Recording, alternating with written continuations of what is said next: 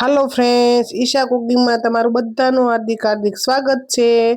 આજ હું બનાવવા રહી જઈશું માખણ, જે આપણે મલાઈ હોય ને દૂધની મલાઈ એનામાંથી માખણ બનાવીશું, પછી માખણમાંથી ઘી બનાવીશું। પણ બધી મલાઈ લઈ લીધી હતી, એમાં મેળવણ નાખી દીધું હતું, આપણે જે છાશ આવે ને એ એડ કરી દીધી હતી, એટલે બધું દહીં જેવું થઈ ગયું। એટલે આપણે એમાં બ્લેન્ડર ફેરવી દઈશું, જ્યાં લગી એનું માખણ ના બને ને ત્યાં લગી આપણે બ્લેન્ડર એમાં ચલાવીશું। માખણ બની જશે એટલે અલગ બની જાય, પડી જ જશે, પણ એમાં ઠંડુ પાણી તમારે એડ કરવાનું થોડું ઘણું। જો આવી રીતના તમે બનાવશો ને એટલે બધું માખણ જુદું પડી જશે।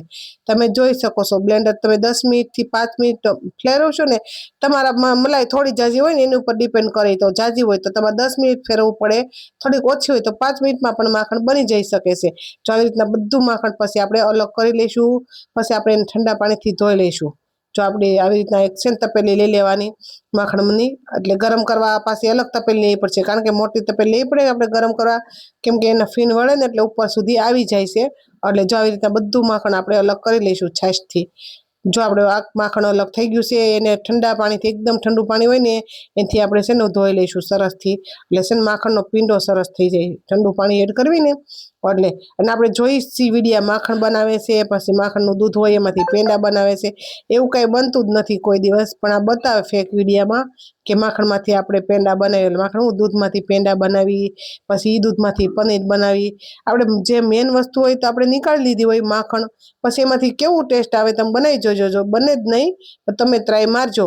જો આપણે બધું માખણ છે ને એક પેનમાં લઈ લઈશું અને ગરમ કરવા મૂકી દઈશું। જોઈ શકો છો તમે, ગરમ થોડું થોડું થઈ ગયું છે, એકદમ ઘી છૂટું ન પડે ને ત્યાં સુધી આપણે આને ગરમ કરવાનું, પણ વચ્ચે વચ્ચે આપણે ચમચો ફેરવતો જવાનું, એટલે ફીણ ઉપર સુધી ન આવી જાય એના માટે।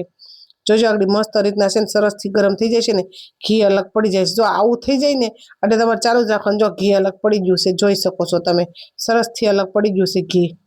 પછી છે ને થોડુંક 2 મિનિટ ઠંડુ થાય ને એટલે પછી આપણે છે ને એને ભરી લઈશું એક બરણીમાં, પણ આપણે છે ને થોડુંક ઠંડુ થવા દેવું પડશે। જો ઠંડુ થઈ ગયું છે, કારણ કે ઉપર તર થઈ ગઈ, જોઈ શકો છો તમે સરસથી ઠંડુ થઈ ગયું છે।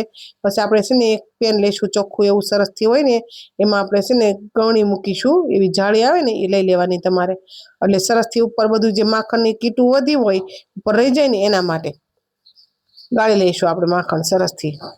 તમારું કણીદાર માખણ બનાવવું હોય એટલે થોડુંક વધારે ગરમ થવા દેવાનું, એટલે એકદમ કણીદાર માખણ હું ઘી બની જશે સરસથી।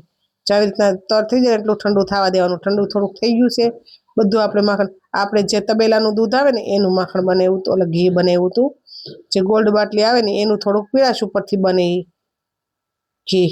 જો સરસથી થઈ ગયું છે ગરમ, અને ભરી લીધું છે આપણે।